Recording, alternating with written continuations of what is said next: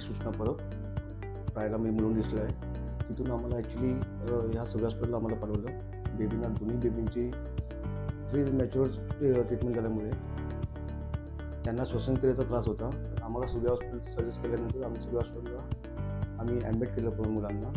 तिकडच्या डॉक्टरांनी चांगलं सहकार्य करून, मेन डॉक्टर जे आपले आहेत डॉक्टर गाभरा म्हणून, त्यांनी चांगलं सहकार्य दिलं. मुलांना चांगली ट्रीटमेंट देऊन मुलांना नवजीवन देण्याचं शुभकार्य त्यांनी त्यांच्या हस्ते झालं.